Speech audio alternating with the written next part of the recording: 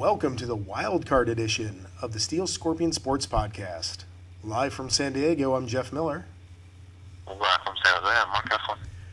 And Mark, we had an exciting open to the NFL playoffs this weekend, and we are recording this on Monday, so all of the games have finished, and we're looking forward to the matchups. But before we get to that, why don't we go through how Vegas did on Wild Card weekend? All right, so really quick, we said 4 games. The favorites covered 2 and did not cover 2, so 2 and 2. The Colts and the Panthers both covered. And then the Cowboys almost covered. They were a 6.5-point favorite, won by 4. Although I guess technically they did almost cover because the winning margin was the biggest lead of the entire game. And then the Steelers were a short favorite, around 3.5, and actually lost.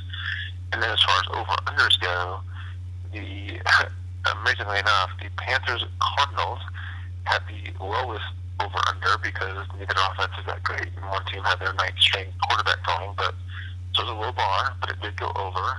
So that was the only over of the weekend, though. The Steelers-Ravens, because of the late safety, which I'll expound upon a little bit here in a second, but that late safety made the total at 47, which actually landed on the number. So that one tied or pushed, and then the other 2 games went under. So 1 over, 2 unders, and 1 push. And then I mentioned that safety, which, as I told you over the weekend, I just randomly put a small bet on will there be a safety in that game. I said yes at 10-1 odds, even though in reality the odds should probably be like 20 or 25-1. But then I noticed the next day that odds for a safety in the early Sunday game were 8-1, and then I looked just out of curiosity. The odds for a safety in the final Sunday game, the Lions Cowboys, was down to 7-1, and I think maybe because there was a safety in each of the Saturday games, because the Panthers Cardinals game had a safety as well. So there was a safety, and then a safety, and then they dropped the odds to 8-1 and 7-1. So it seems like maybe they got a little bit afraid, but at that point it's a complete sucker bet. And then honestly, it was a sucker bet when I did it at 10-1, but at 8-1 and 7-1, that's just outrageous. There's no way you should ever be putting money. That's like one of the bonus bets in Vigout, where you can go, I'm going to bet on the bonus, and I get paid 3-1 up in a straight, even though the actual odds of you being dealt the straight are something like 15-1 or something, ridiculous. But I thought that was kind of fine. Exactly. I was thinking of roulette, and if they took the payouts down for hitting a number below 32-1, because there are actually 38 numbers on the board with the red, black, and green. In a lot of places, you'll see pay 32-1. Now, 35-1 is what you should find. But if it's paying 32-1, you're like, wait a minute. It's 38-1 that I could hit a number, and you're paying me well short of what I've earned. That's your safety bet. Yeah, exactly. Except this is even worse because, at 7-1, my God, there's not a safety in out of 1 out of every 8 games. It's more like 1 out of every, 25 or something. Yeah, that's crazy. But good for Vegas getting scared and deciding to protect themselves, and bad for anyone that fell for a 7 or 8-1 safety bet. Bad on you. But that's a good gambling recap, and I'm glad to see it'll be short now that we're down to just 4 games a week for the upcoming week, and then we'll obviously get out to 2 and then 1, so it'll become even more exciting for a quick gambling recap. Yeah. And speaking of those 4 games, Mark, why don't we cover them in the order that they were played over the weekend?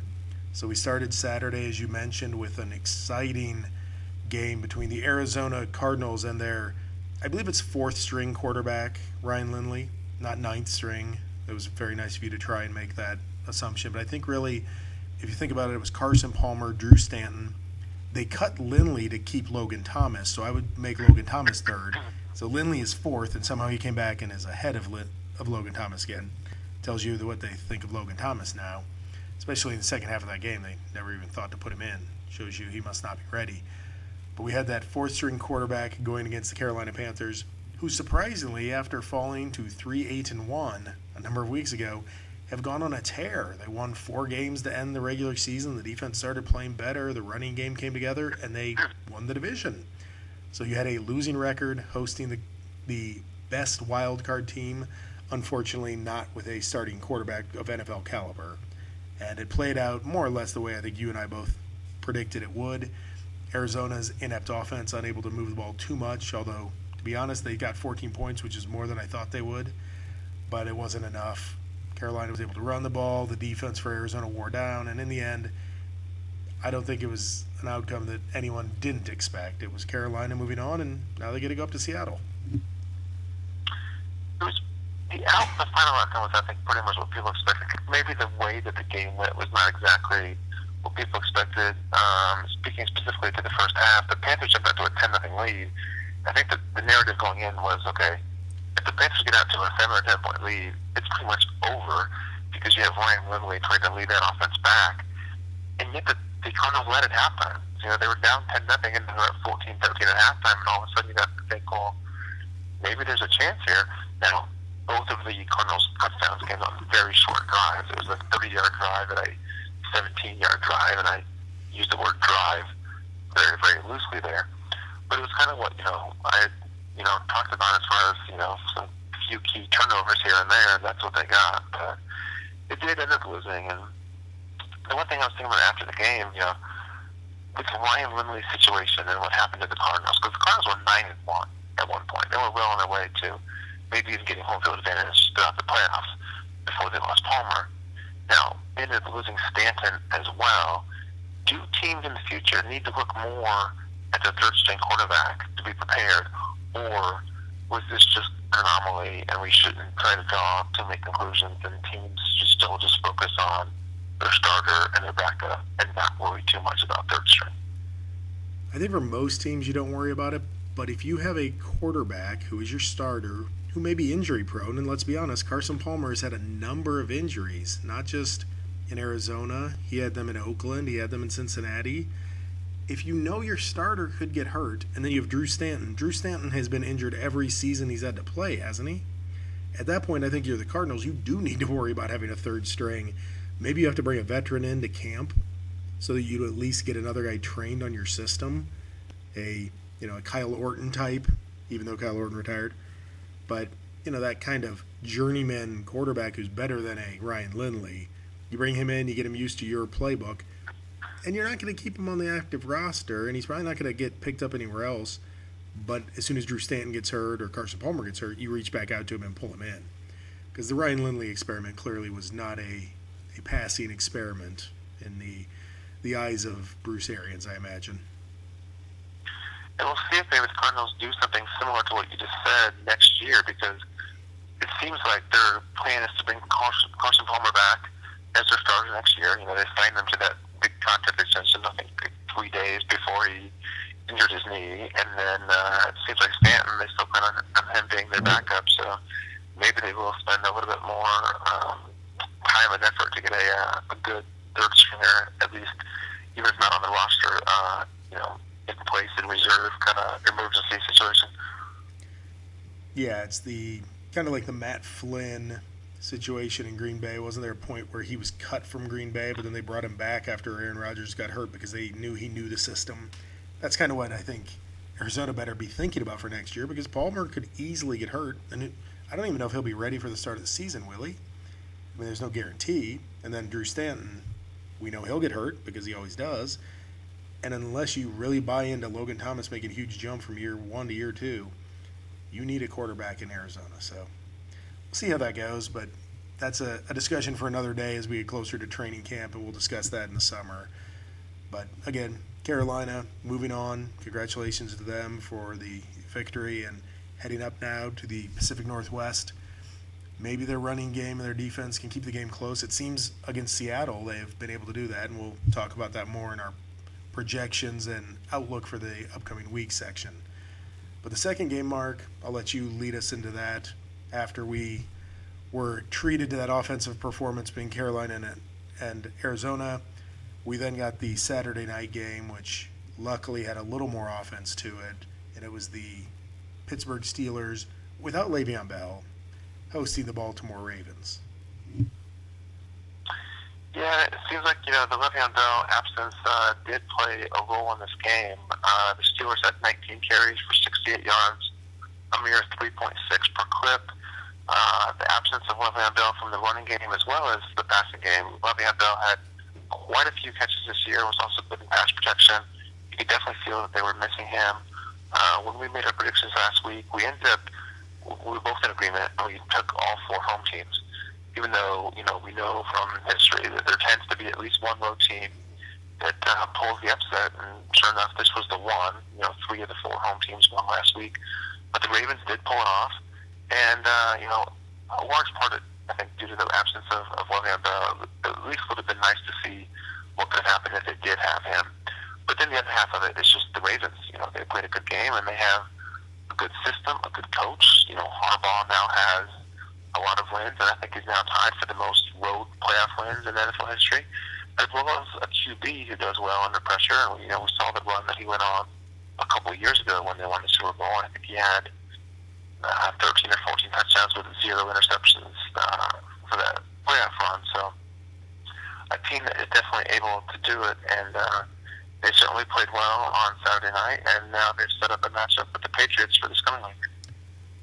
True. The one thing I think you failed to mention there, though, is Mr. Harbaugh, not Jim but John, actually has won a playoff game every year he has reached the playoffs.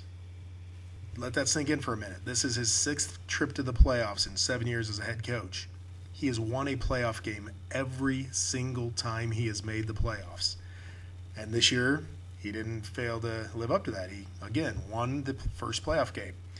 So I think when you think back to Baltimore and some of the runs they've had, their defense was better in the past than it is now, but their system, as you said, seems to work. Flacco, for whatever reason, seems to perform better in the playoffs than he does in the regular season.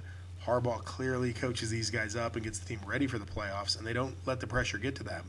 And so now they indeed did have a Mr. Harbaugh tie the road victories in an NFL coaching career in the playoffs.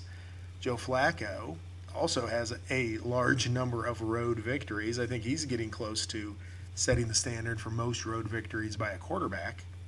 And he did not throw an interception against Pittsburgh, adding to that run from the Super Bowl year a few years ago by putting on a couple more touchdowns since his last interception in the playoffs. So they seem to have the formula worked out. They didn't run the ball well. Forsett never got it on track. But again, when you have the two AFC North teams that are big rivals that know each other really well, running doesn't always seem to work. The lines of scrimmage are usually pretty muddy, and Pittsburgh did a good job of holding Baltimore's running game in check. You mentioned Pittsburgh wasn't able to run without Le'Veon Bell. They had a Trent Richardson-like 3 yards a carry, so that clearly didn't aid them in the efforts to win the game. And the other thing with Pittsburgh, their defense, while it looks good at times this year, this is the same team that was able to be trounced by Cleveland, lost to Tampa at home. We should have maybe looked into that, and I think a lot of people bought into Pittsburgh being the hot team and they were going to make a run in the playoffs. And none of us thought, wow, you take Le'Veon Bell out, and really they're kind of a hit-or-miss offense, and their defense isn't that good, and they could lose to anyone in the NFL, which they've proved.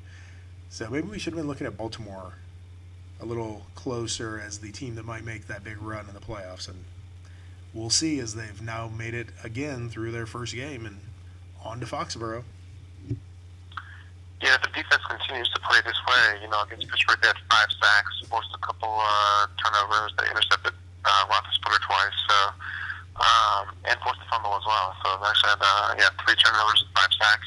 If they continue to play that way, and Flacco continues to play interception-free football, then certainly they have a chance against anyone. You mentioned John Harbaugh's record. I think basically what you were trying to say is that John Harbaugh is the anti-Marvin Lewis, because Marvin Lewis has also been to the playoffs 6 different times, but he's still searching for that first win.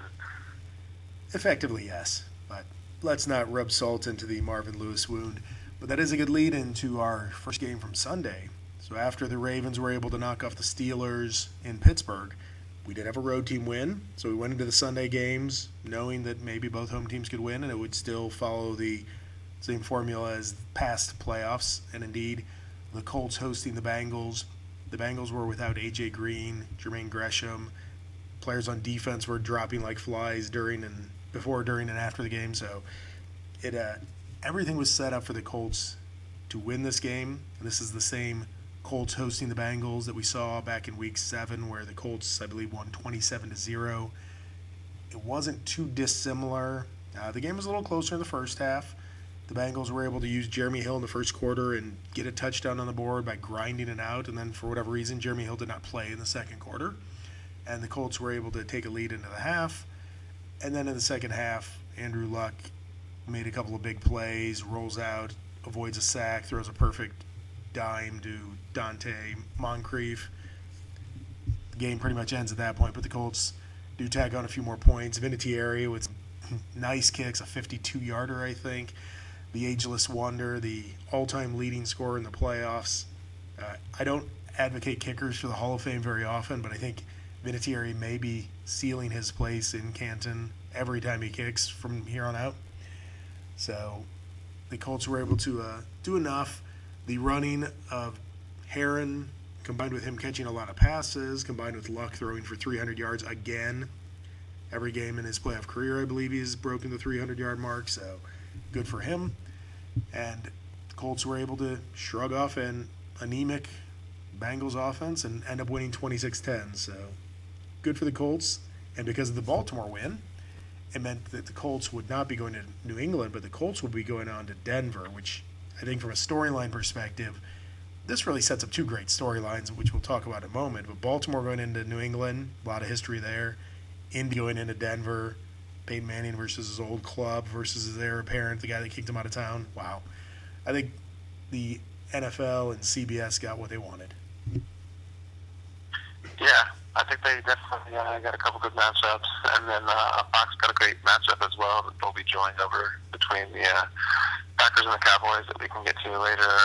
The one thing I'll say on the Colts game is that this game was, halfway through the third quarter, it was still a 13-10 game before Luck hit that great throw to Moncrief in the end zone. But so it was fairly close. The final score ended up being 26-10. It could have ended up being a lot worse than that. It was a 16-point spread, but it probably could have been bigger. Hilton dropped a couple of big passes in the first half. Heron had a drive that the Colts were marching for some points, so Heron had a fumble. So, and then the Bengals ended up getting a field goal out of that as well. So this is a game that it almost could have been, 35 or 37-7 kind of thing. But the Colts will be happy to take the win, and as you said, go on to face Denver. One of the other storylines for this game was Andy Dalton now being 0-4 in the playoffs.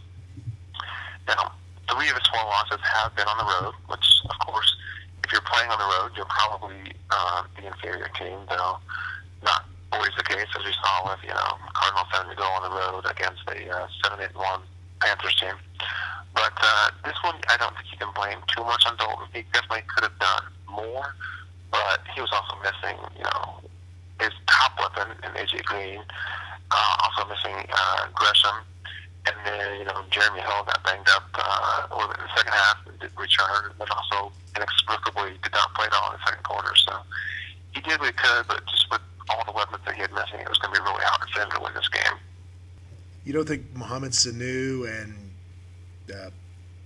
whatever Tate that is that's running around for them, those weren't enough weapons? He had passes completed to the third-string tight end, a guy named Ryan Hewitt, a man that I had never heard of until this weekend. And he also completed a pass to Kevin Brock. Again, someone else that I had never heard of before that game. So, yeah, he was definitely had one hand tied behind his back for this game. What's worse is I don't think Andy Dalton had heard of a couple of those guys before the game either. Quite possible. The fact that you and I haven't heard of him is not nearly as bad as the quarterback looking up and going, number 86, you run a route. Yeah, good. Yeah. So I think you're right. I don't think you can put the whole blame on Andy Dalton. I think the narrative will be, though, that he's now reached the playoffs 4 times and he's 0-4. The narrative on Marvin Lewis, as you mentioned, will be he's reached the playoffs 6 times and he's 0-6. Now, if you're a Bengal fan, the dilemma you face is you've never been to the playoffs 4 years in a row. Sure, you lost every game, but you have been a really bad franchise for most of your existence, and now you're getting greedy. And as a fan of other teams where I've seen this happen, sometimes you should be just accepting that, hey, if we can make the playoffs, maybe one of these years we'll break through. Let's just stick with it. Because if you make the change and you say, oh no, we can do better than this, let's go get a new quarterback or a new coach, sometimes it doesn't work out so well, and suddenly you're back to being a 6-10 franchise, and you long for the days of a first-round exit in the playoffs. Yeah, no, that's a good point. If you're being a fan, you're probably frustrated. You keep making the playoffs, they're not going there, but at the same time, it could be a lot worse. Like, you may choose to fire him, and then you're back to, missing the playoffs for, 8 straight years. So I think they'll probably stick with him, at least give him another year or two. Though I do think they need to maybe look at, drafting a QB in, maybe third round, maybe second round this year. Maybe have someone there that can maybe eventually be the starter, or at the very least push Dalton. He's a decent quarterback. It just never seems like I don't think he's going to, turn his career around and become a great quarterback at this point. I agree, and I think you're right. It's worth drafting a third-round type quarterback. Don't waste a first-round pick, which a lot of Bengal fans will probably start screaming for. That's not what you need. Build up your offensive line, help out the defense some more, get some competition from a second, third, fourth-round draft pick for the QB position. Maybe bring in a journeyman as well if you need. Maybe McCown will be available, or maybe Kyle Orton will unretire. Who knows? Yeah. Sorry, I digress. And Kyle, I'm not making fun of you. I'm so sad that you retired, and now Buffalo, because of you, their coach had to quit. So that's sad to hear and sad to see. But Mark, that leads us into the last game of the weekend. So at this point, we had a ho-hummer in Carolina that kind of went according to script after a couple early turnovers. We had a little excitement in the Baltimore-Pittsburgh nightcap. Then you had Indy in a closer than expected game for a while, but they ended up grinding it out and lengthening that lead so that it was never that competitive. So we got to the final game. Were we going to have a nail-biter? Were we going to have an exciting game? Was Detroit going to be able to keep it close in Dallas? And the answer to that, Mark, would be? This was the best game of the four, definitely. It was a fairly close game, but the Cowboys were 6.5-point favorites in this game, and the Lions came out and jumped to a 14-0 lead. Not only that, their offense was just looking really good, almost unstoppable. The first touchdown drive, 4 plays, 62 yards.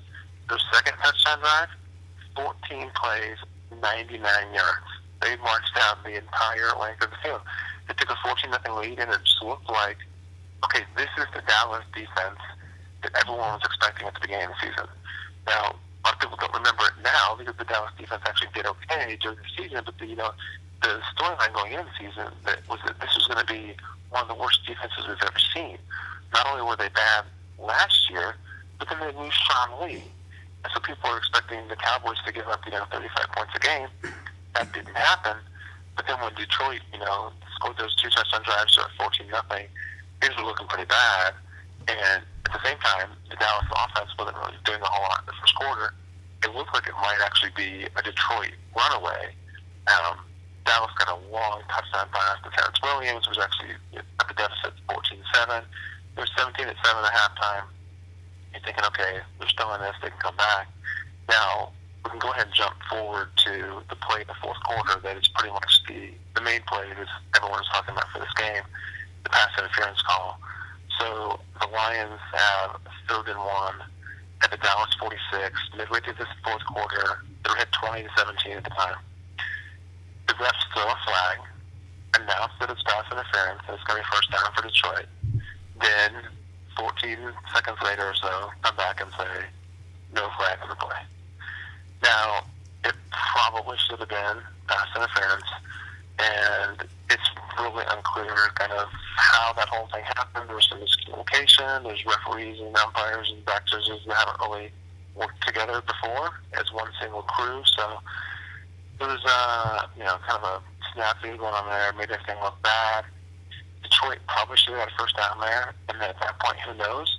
Either they go down and get a touchdown to pretty much ice the game, or they get a field goal to go up 6 and bleed more clock. Maybe Dallas is down by 6 with 3 minutes left, something like that.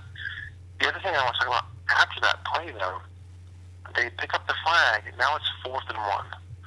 So Detroit has 4th and 1 with 8:25 left. They're at the Dallas 46. They're up by 3. Jim Caldwell, as we know from that being Colts fans, and seeing how conservative he is as a head coach, I'm sure it was no shock to you. It was no shock to me that he decided to punt the ball. If I was a Lions fan, would want to go for it there. You need 1 yard. If you can't get that yard, even if you don't, there's still Dallas is in midfield. You can try to hold them to a field goal, and then you get the ball back, and then you can try to get the game-winning field goal. But instead, they punt the ball away. Dallas goes on a touchdown drive. Detroit loses the game. What were your thoughts on those 2 key plays? Well, first on the pass interference, non-pass interference, flag, no flag, I was utterly confused.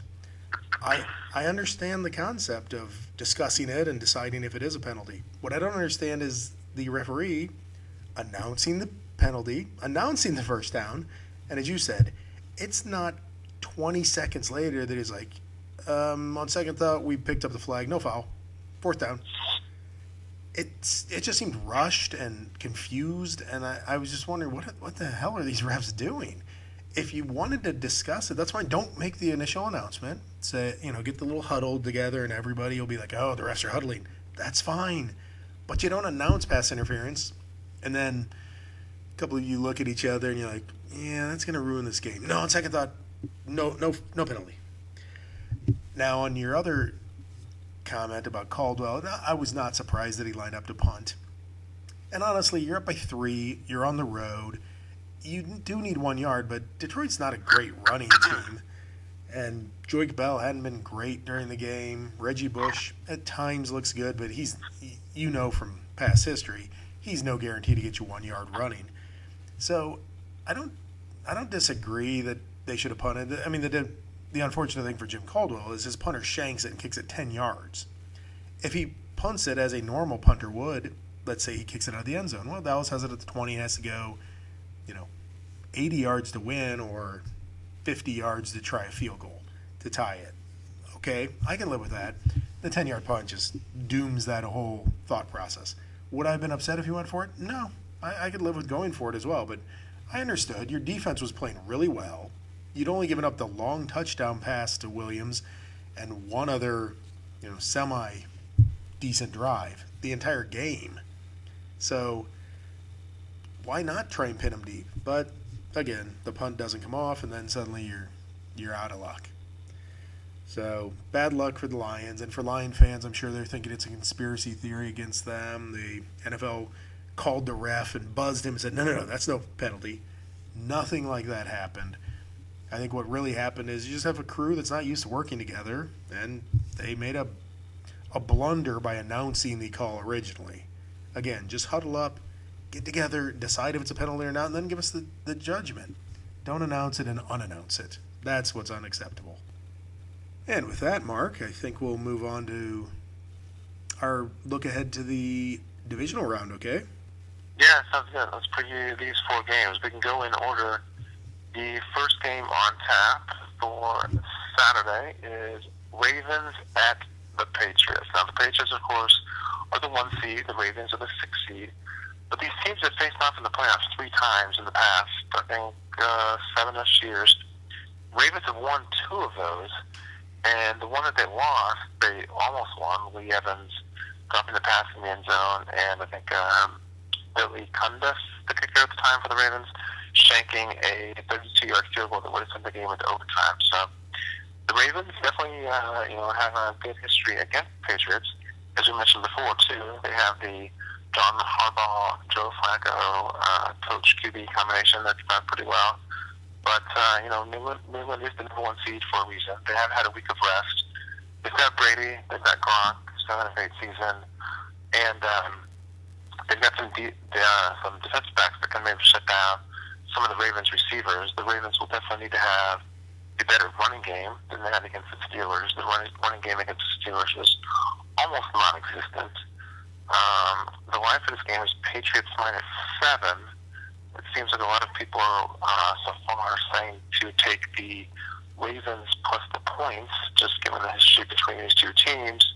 But What do you see as an outcome for this game? Well, I like that you pointed out that 3 times Baltimore has had to go to Foxborough. 2 of the 3 they won, and the other one they had a chance to win or tie. The only difference is that in a couple of those recent editions, there was no Gronk.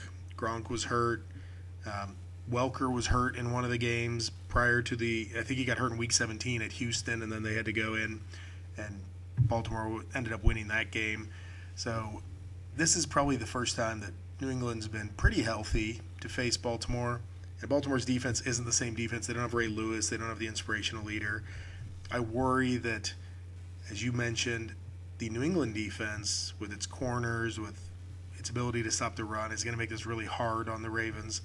And on the flip side, the secondary for the Ravens, while playing better now, doesn't seem to be nearly what it was 2-3 years ago.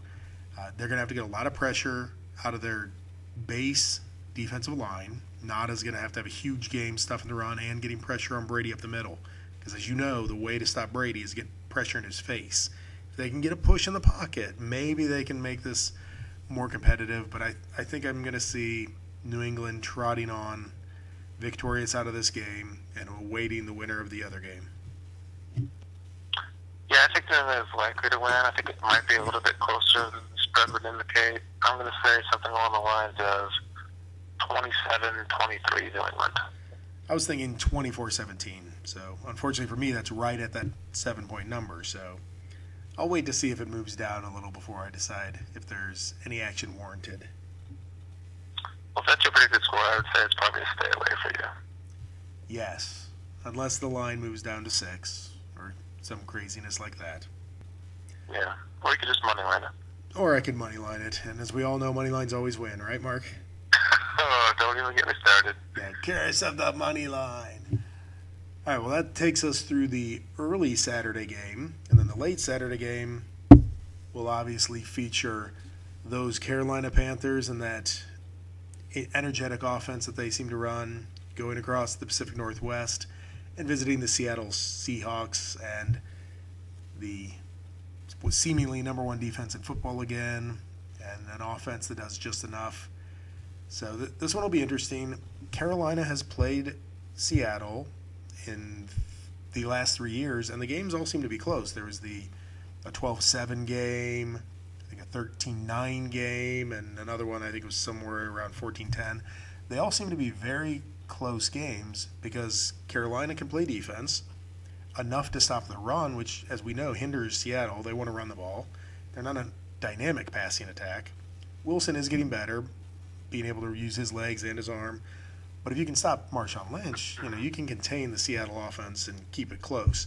So maybe, that's all you can hope for if you're Carolina. You just keep it close and you hope the ball, a bounce breaks your way, or Cam Newton somehow gets on the edge and does one of those crazy runs a la Colin Kaepernick, and maybe you can pull an upset. I don't see it. I don't think there's enough offense in Carolina. I think they'll keep it close. I don't know. I'm sure you'll be able to tell us what the line is on that game, but I think it'll be a 3 or 4 point margin, and Seattle will end up getting to host the NFC Championship game again.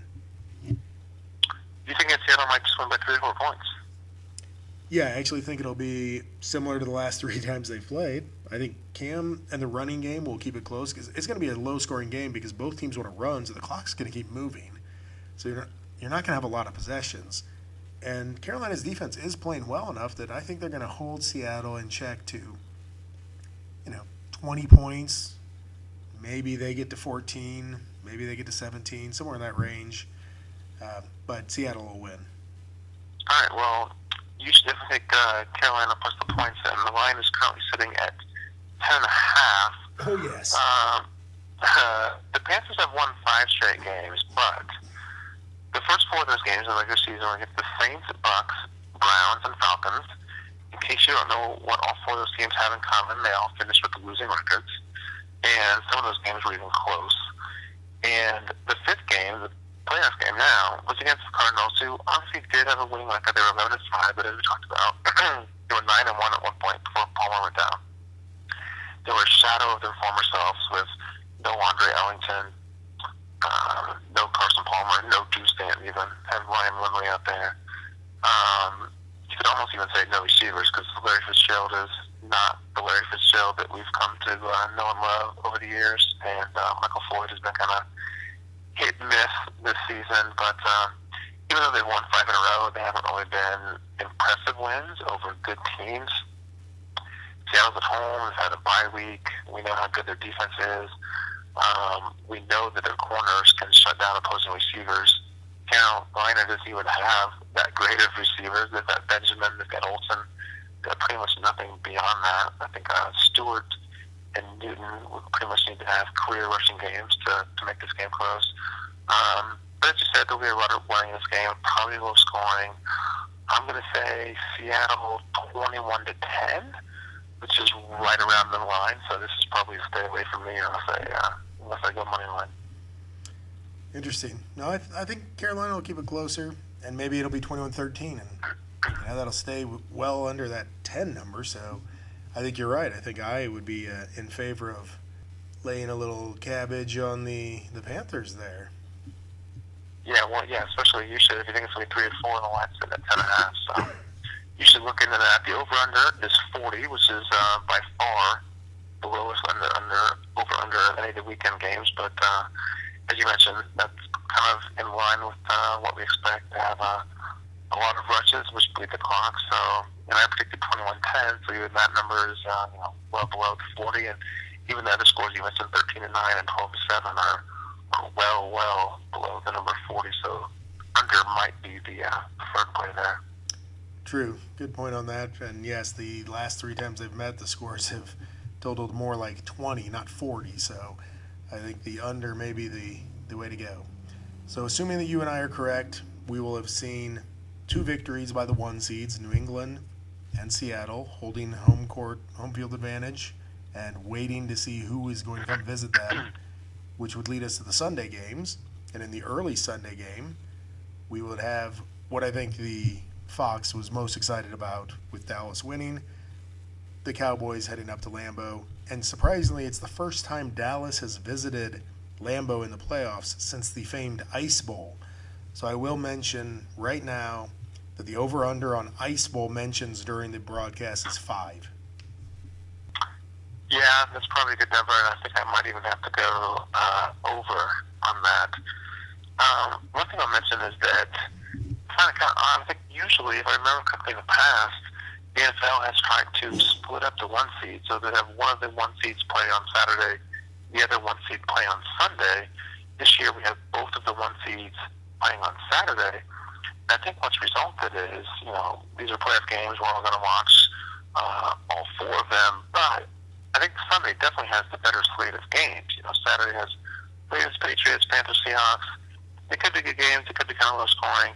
You look at Sunday, Cowboys, Packers, Colts, Broncos, definitely the sexier matchups, and definitely games that will be higher scoring. The over-unders reflect that. The 2 highest over-unders of the weekend. So definitely a better slate of games on Sunday. For Cowboys, Packers, I think it's the 3rd time in NFL playoff history we've had a undefeated road team playing at an undefeated home team. But there's other times for a long time ago, before the 16-game season, so this is the first time ever they have a team that's 8-0 on the road playing at a team that's 8-0 at home. Now, between the 2 of those things, I'm looking more towards the Packers' 8-0 record. They do really well at home, and Aaron Rodgers hasn't thrown an interception at home in a long time. They played really well at home. I look for Aaron Rodgers to have a really good game. Again, I think he'll continue his streak, not having any interceptions. And Dallas is going to need a good game from Romo again, as well as a good game out of DeMarco Murray. I see the Packers winning this game. I think it's going to be somewhere around the lines of, say, 34-21. A little higher scoring than I would have had it, because again, I think the Cowboys will be able to run the ball with Murray, as you mentioned. I think that will keep them in the game. I think Green Bay will end up winning, as you mentioned, but I'm looking more towards a 28-21 type of score, a little lower scoring. But again, I think that puts us in the 49 range. I don't know if you mentioned what was the line on the number on the over? The over-under is 53, and right now the Packers are a 6.5 point favorite. So 6.5. I think we both feel like the Pack will probably win by a touchdown or more. The over/under, that's pretty close to where the score might end up. So I think that might be a stay away in this case. But I think one thing you failed to mention, Mark, on the 1 seeds, and I think maybe the NFL did this on purpose, there's an advantage to the 1 seeds to getting to play on Saturday. They already had the bye week, so it's not as if they're not rested. They're losing an extra day of rest, but they already had an extra week, so that extra day is not material.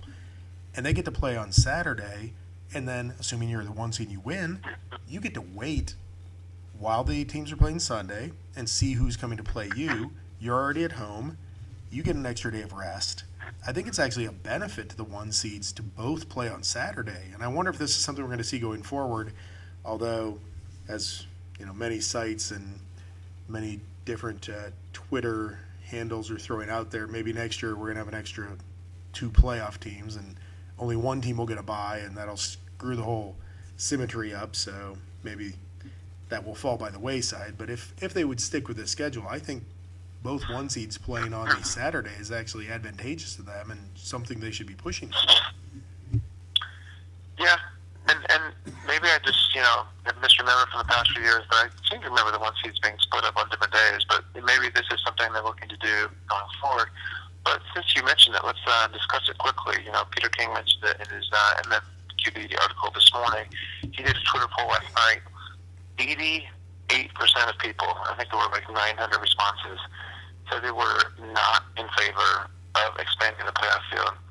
And he had mentioned, and maybe this is people responding to specific matchups for this year, because right before his poll, he mentioned that if under the new system, you would have had the 7-seed Texans playing at the 2-seed Broncos this year, and you would have had the 7-seed Eagles playing at the 2-seed Packers this year. And of course, we already saw that game earlier this year, and the Packers destroyed them.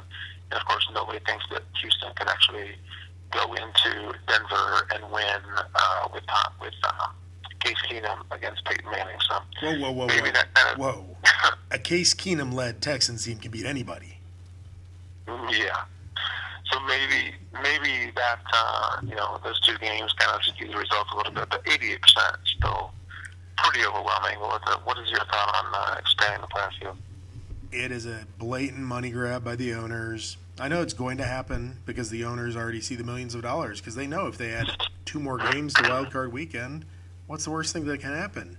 Oh, they get 20 million viewers instead of 29 million viewers. Oh well, they'll still make millions of dollars because they added playoff games, which is a hot commodity.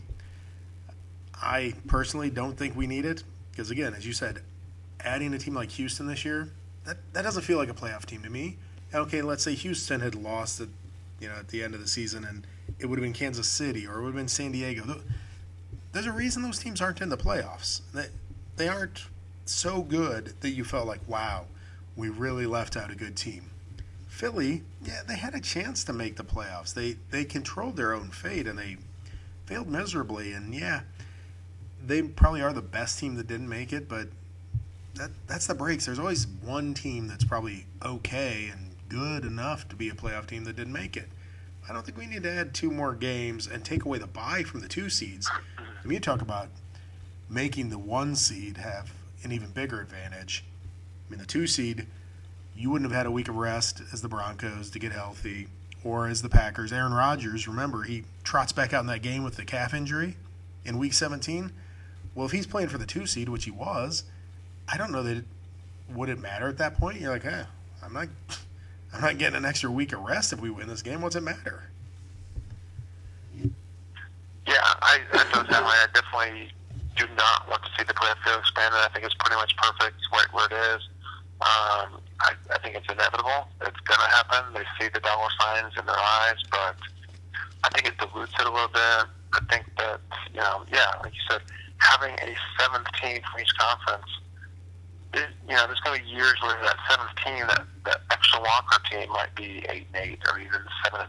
So I don't think they should do it. I think they're looking at the last 2 years where, the 10-6 Eagles missed the playoffs. And last year, the 10-6 Cardinals missed the playoffs. Yeah, that happens every now and then. But to expand the field just for that and for the blatant money down, it's going to water it down. You have a perfect system as it is right now. I would say, if I could speak to the owners, I'd say, please, please, please, don't touch it. Leave it as is. Well, unfortunately, we don't have that say in the room, so we'll see what happens. But I think we both feel like next year or maybe the year after, we'll be watching 7 playoff teams from each conference. Too bad. But speaking of playoffs, we did not touch on the last game, the Sunday afternoon game. We'll see the Indianapolis Colts visiting the Denver Broncos in a Andrew Luck versus Peyton Manning, Peyton versus his old franchise, and the guy that kicked him out of town, his heir apparent, all the storylines that we all know. And this should actually be an exciting game. If you think back, the Colts last year beat the Broncos in Indy. This year, week 1, which gave Denver plenty of time, and they were as healthy as they were going to be. They opened up a big lead, a 24-0 lead. The Colts closed in, and it ended up being a nail-biter, and it was 31-24 at the end. So I believe the 2 games now in 2 years with Manning in Denver and Luck in Indy, the 2 teams have played twice and are separated by 1 point.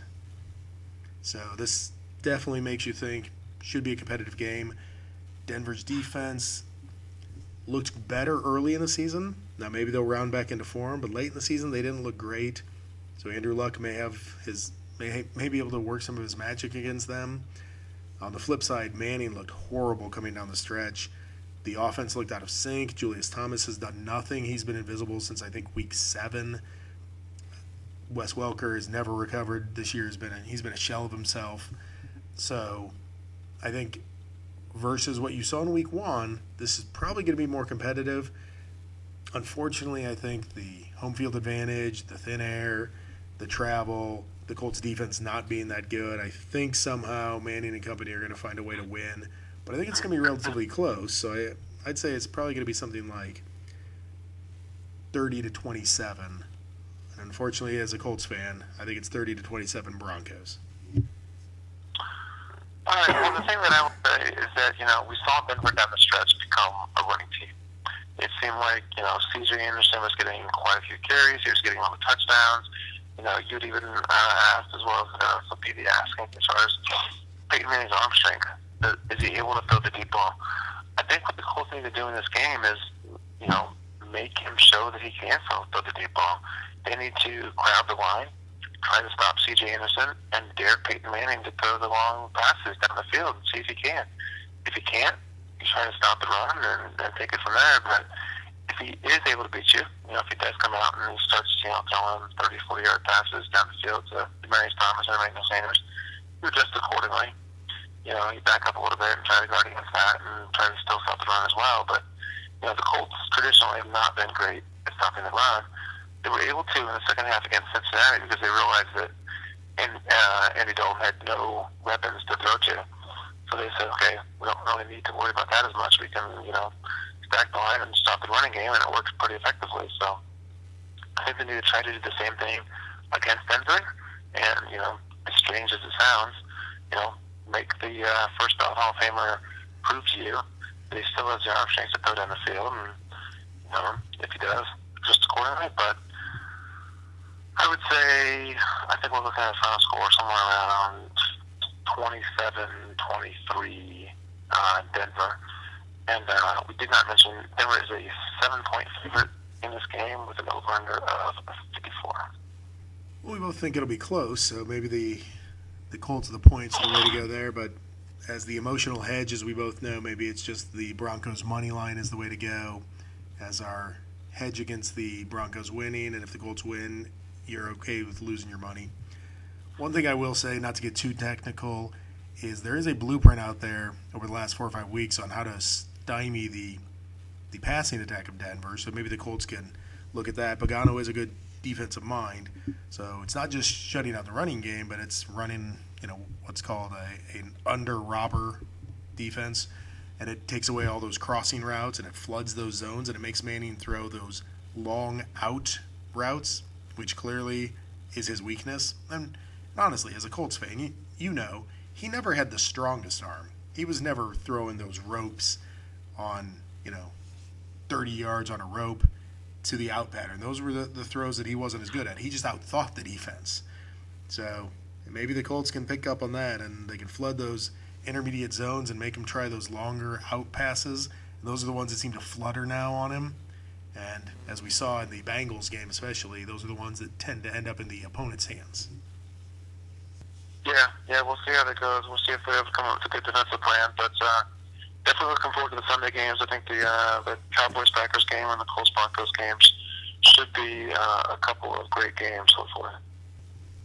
I agree. So looking forward to Sunday.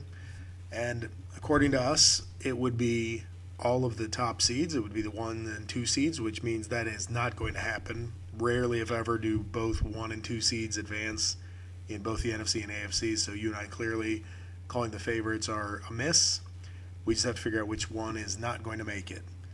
So, put your thinking cap on, Mark, and before the weekend, figure that out. Okay, yeah. One of the road teams is likely to pull the upset. We'll see and figure out maybe which one. Fair enough. So that's our look ahead and our look back. So we've now covered the wild card weekend, looked ahead to the divisional weekend, and now, Mark, it's on to quick hits. So why don't you give me the 3 questions? I believe it's your turn to ask me the 3 questions this week, and hopefully I can respond with some sort of semblance of coherent thought. All right, here we go. I'm going to save the best one for last, but I'll start off with this one. There are currently 6 head coach openings, 3 in the AFC, 3 in the NFC. Just to recap, in case you forgot, we have the Bills, Jets, and Raiders in the AFC, with the Falcons, Bears, and Niners in the NFC. If you were the current coaching candidate, how would you rank those opportunities? I think I'd put it Falcons, Niners, Bears, Bills, Jets, Raiders. The reason I put the Falcons first is you have a quarterback in place, Matt Ryan, who's actually pretty competent. He's been an All-Pro. He's actually a fairly good quarterback. You've got Julio Jones. You still have Roddy White for a couple years. What you need to do is work with your GM, rebuild the offensive and defensive lines a little. But you do have all your draft picks as well, which hurts Buffalo. It doesn't hurt you. So I think you've got the pieces in place that maybe you could turn that around faster. If you were a Rex Ryan type that can coach up a defense, if you put him in there, get the defense playing a little better with his scheme, and leave the offense under Matt Ryan and his tutelage and the offensive coordinator, you might actually be able to win your division because, oh, by the way, you play in the NFC South. So in the short term, your division isn't very good. So you probably have a good chance to win your division next year or the year after. So I think that's why I put the Falcons first, is you actually have a quarterback in place, and that's a key in the NFL. I put the Niners second just based on up and down the roster. They have a lot of talent. I will say the one position I'm a little worried about with them is the quarterback. If I thought Kaepernick was a guy I could turn around, that's where I would go. But I'd more likely be looking to draft someone. I think I put the Bears third. It depends on how you could handle Cutler and what you could, if you thought you could get something out of him. Like if Mike Shanahan went in there and got hired by the Bears because he has a relationship with Cutler, okay, because then you'd have a quarterback. If not, I don't know what you're going to do. The defense was miserable. The offense does have a lot of weapons. If you could get anything out of Cutler or get a young quarterback in there to play with Jeffrey and Marshall and Bennett and Forte, you'd have something. And then the AFC jobs are all pretty well mediocre. The Bills don't have a first-round pick. The Jets don't have a quarterback. The Bills don't have a quarterback. The Raiders don't have anyone on their roster that's worth keeping other than maybe Khalil Mack, and I guess maybe David Carr is their future. Who knows? And if you're in the AFC East, the Bills and Jets jobs, you have to play the Patriots, and for the next few years, you're not getting past them. So I definitely put the AFC jobs at the bottom of the barrel. Yeah, I pretty much agree with those. I don't have too much that I can counter on what you said. All those rankings are within one of what I would have had. Raiders definitely the least desirable job for many reasons.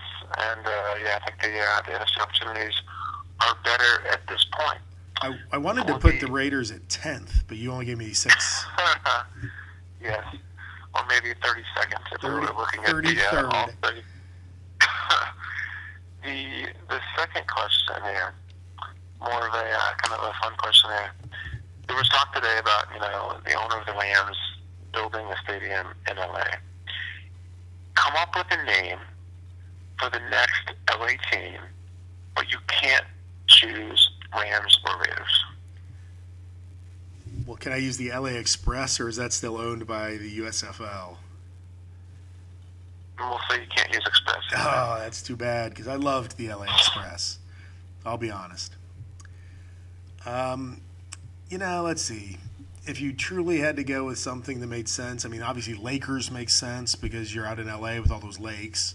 So that, oh wait, no, that wouldn't make any sense, would it? So apparently you don't have to make any sense. But if you're going to go with something that is, territorially accurate to Los Angeles, I mean, you could go with the Los Angeles bloated government, the Los Angeles immigration issues, but neither one of those is probably going to fly, and I don't know what logo you would use. Maybe the LA Stars because of Hollywood and all the star power, something like that. Yeah, I think I'd probably go with the Stars, or maybe I'd go with the LA. Well, you don't want to go with like the sun or the beach or anything like that. Maybe the LA Surf. Okay, yeah, because the Stars, you have a hockey team. They already have that, but I could see the. But you have a hockey team in Dallas that's called the Stars. Right. Okay, yeah. it's not in LA. It wouldn't be like you took the LA Kings and said, okay, we're the LA Kings. I was just thinking it wouldn't be completely unique to the sporting world, is what I'm saying. Yes, you are correct. But neither are most teams when they pick the Cougars or the Bears or the Tigers or the Lions. Sure. Okay, so for the third question, this should be a fun question. This is really going to put you on the spot here and cause you to use your thinking gap here. So we talked about earlier about how the NFL might expand the playoffs and put the dollar signs in their eyes of seeing all this money. Basically, the NFL can print money. They're a billion-dollar industry. So if you could put any NFL-related people, so players, coaches, GMs, what have you, on our American currency system, say we're revamping the currency system because NFL is now American sport, who would you put on the $1, $5, $10, $20, $50, and $100 bills?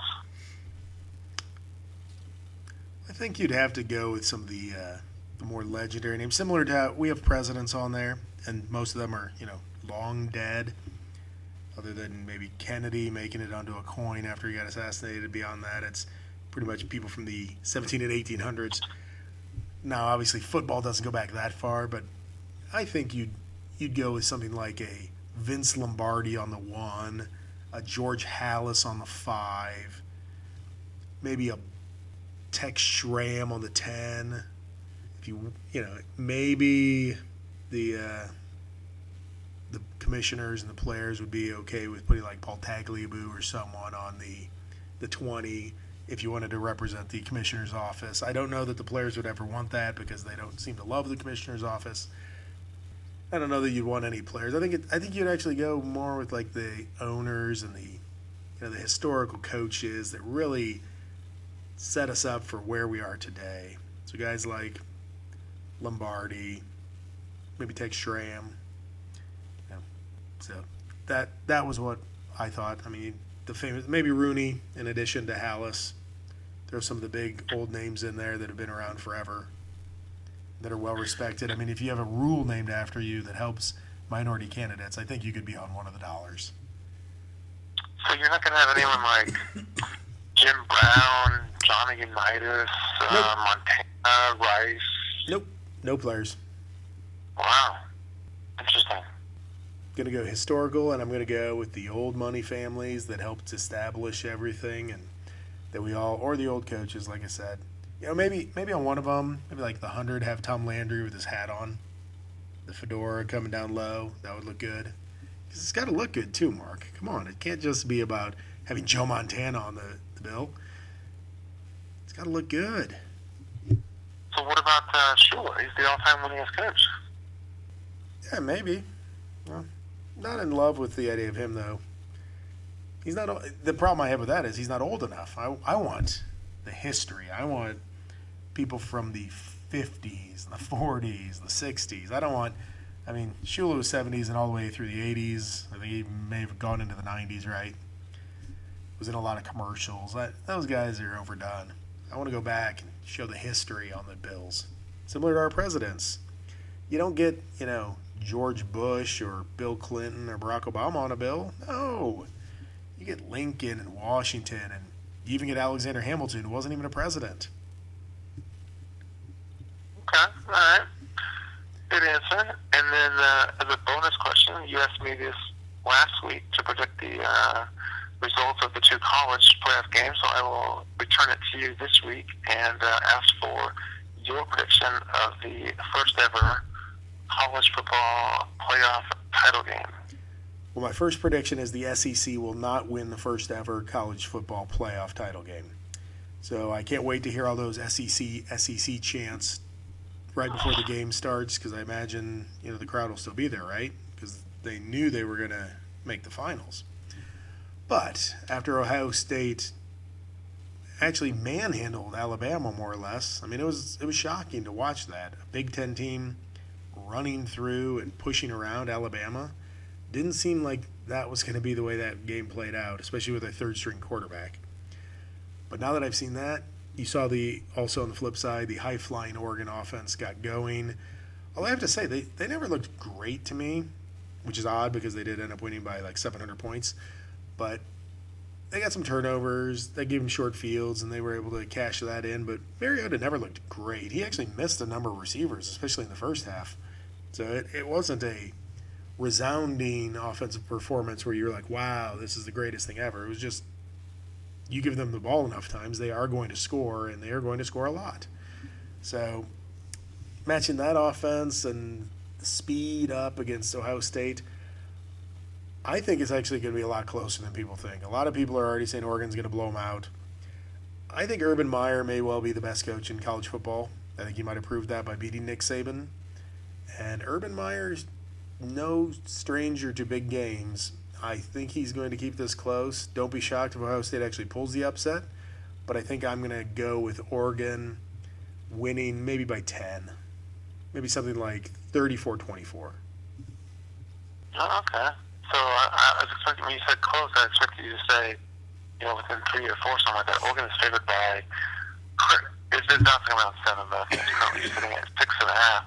The crazy number with this game is the over-under 75, which is just a super, super high number, especially for a title game. You have to think that, teams are kind of feeling each other out at the beginning. Usually starts out a little bit slow. 75 just seems like a really high number. I think if anything, the play for this game might be to pick the under. Yeah, think about the Rose Bowl. That game was a complete blowout, and what did they have, 79 points in that game? Yeah. And I don't see Oregon rolling 59 up on Ohio State. One thing I will say about Ohio State, I hadn't seen a lot of them this year, saw them against Alabama. Their defense is legit. They've got SEC caliber speed on the defense, and they're physical, and their offensive line is physical. You saw that, being able to open up the running lanes. I think that's going to be their attack against Oregon. Oregon's defense isn't big. It's fast, but it's not big. I think Ohio State's going to try and run the ball a lot. That worked against Alabama. I think they're going to continue that philosophy, so I think that'll actually bring the score down because, again, if you're grinding out drives, you're keeping the clock moving with runs, it limits the number of possessions, and if you're Urban Meyer, that's smart. You don't want Oregon having the ball too often. So I would say you're right. The under is probably a safe bet because if 79 was the total points in a complete and utter blowout where they rolled up 59 points on Florida State, I don't know that they're rolling up 40 on Ohio State. Yeah. Okay. Sounds good. And I've got a bonus question for you, Mark. Can you name the team that has the worst ever loss in the college football playoffs? That would be Florida State. Well, undefeated Florida State? we have 1 year of history here. So, yeah, Florida State, they came in on their high horse and their 29-game winning streak, and their, with their fanaticism that they definitely should be included in the playoffs. In fact, saying that not only should they be included, a lot of people saying that, they should be the 1 seed. They're 13-0. They're the only team without a loss. How come they're not the 1 seed? Well, I think they pretty much proved why they weren't the 1 seed. So I have said, that I don't even necessarily think that they should have been included in the playoffs whatsoever. At least the committee was able to rank them third and put them behind 2 teams that had a loss. So they showed that they were at least willing to do that based on who they beat, their schedule. But based on the result on the field, you could make a strong case that TCU should have been in the playoffs instead of Florida State. Let's just be thankful that we are beyond the BCS system, because I don't know if you realize this, but they did some BCS projections, and the title game, of course, would have been Alabama versus Florida State. Yes, the 2 teams that lost. The same 2 teams that are not in the title game because they couldn't prove it on the field. But in the old BCS system, we would have been given 1 game. They would have handpicked these 2 teams, and the way the formula worked, the computer guys have all run their scenarios, and they said it would have been Florida State and Alabama. Wow, did we get lucky that this is the first year that we didn't have to suffer through the BCS formula. And, if anyone should be upset that the playoffs started this year, it should be Alabama fans, because I think it's fairly safe to say that Alabama probably would have beat Florida State by at least 2 touchdowns, and they would have had another national title. That is a good point. So the SEC chant would have gone on, and instead, now the SEC's like, I hate this stupid playoff. Instead of us getting 3 teams, there was talk, as you may remember, back when the first bowls came out, we could get 3 teams in there, or at least 2 teams from the SEC are going to be in there. And it turns out that you got 1 team in SEC, and they didn't even make the finals. So the playoff isn't really in your favor. The BCS was, because you always got one of the 2 teams. Now 1 of 4, you actually have to win some games. Bad luck. All right, Hef. Well, that leads us up to one of our other weekly segments. I want to give you an ample opportunity to vent here, so we will go with the oft-imitated, never-duplicated Hef's Hates. So what do you hate this week? This week I'm going to follow up on a tweet that I sent out this weekend regarding kickoff return yardage. Now, I noticed this in a couple games. Adam Peckman-Jones did this a couple times where he would catch the ball at the very back of the end zone and still decide to run it out. Now, if he catches it 10 yards deep in the end zone and runs it out to the 15, the NFL says, okay, that's a 25-yard kickoff return. I say that should be a -5 kickoff return, because if he catches that and takes a knee, they're at the 20. So his bad decision cost his team 5 yards. And yet on the box score, and for his personal stats when he's, negotiating for his next contract, he has a 25-yard return for his kickoff return yardage, despite costing his team yards. I think it should work the same way. Treat the 20-yard line as the line of scrimmage as for like a regular play. So like on a regular play, the running back often lines up, 5-6 yards behind the line of scrimmage. When he actually gets the ball from the quarterback, he's still 3 yards behind the line of scrimmage. If he gets tackled right there, he loses 3 yards. He gets the handoff, he runs forward 4 yards, he gets credit for 1 yard, because he was 3 yards behind the line of scrimmage when he took the handoff. He only gets credit for what he did beyond the line of scrimmage. He should work the same, it's the same way with passes. If a receiver catches the ball behind the line of scrimmage and gets tackled, he gets negative yards on that. He has to go beyond, past the line of scrimmage to get any yardage. We need to treat this the same way for kickoff returns. And so if you catch it in the end zone, you have the option of taking a knee and getting the ball at the 20. And of course, if you catch the ball at the 2, you don't have that option. So if you go from the 2 to the 15, you do get credit for a 13-yard return, because that was the best you could do. You couldn't down it.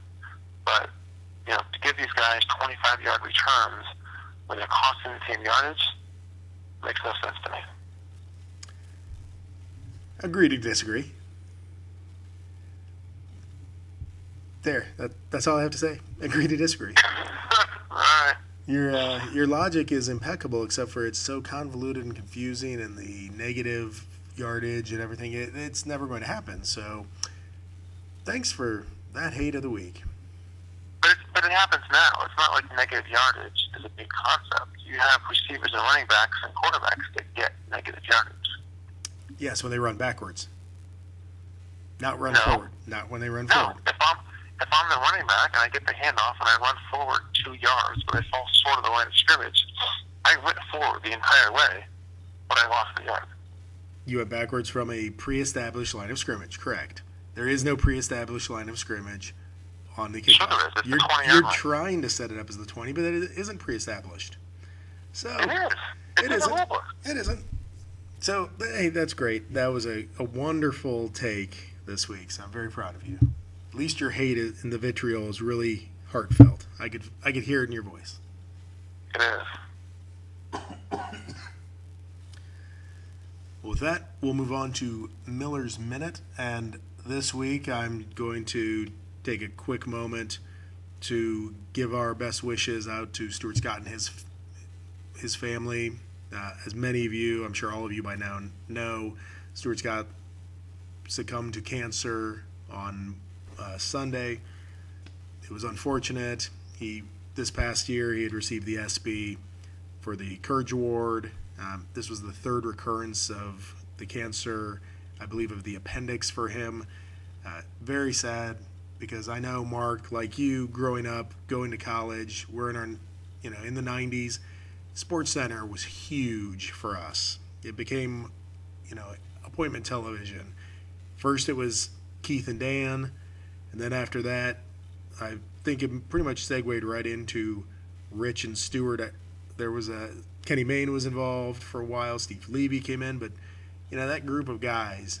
I mean, from the time you were probably 16 to the time, just recently, you've known these anchors. You've seen them for years. So just wanted to send a shout out to Stuart. And as the tweets were coming in yesterday, Mark, I know you heard that he was as cool as the other side of the pillow. And so just wanted to give a quick minute on that. So God bless, and thoughts out to his family. Yeah, that's a good one. I remember, like you said, he came on ESPN in '93. We were in college at the time, and he definitely, was a prominent figure on SportsCenter, and someone that was definitely unique and stood out. And SportsCenter, like you said, back then was huge. We watched quite a lot of SportsCenter, and he will be missed. All right. So I think that wraps all of our segments for the week. Mark, anything you want to add before we head into this exciting Divisional Round weekend? No, nothing to add other than the 4 games this week on paper seem to be a lot better than the 4 games that we just had this past weekend. And hopefully we get 4 good competitive games, and hopefully they're fairly close and exciting and have some big plays and set us up for 2 really good conference championship games. Well, that's all we can ask for. And so, sports fans, remember to check our website out, www.steelscorpionsports.com, a better species of fantasy football. Navigate around the website, check out the blogs page. That's where you find links to the podcasts.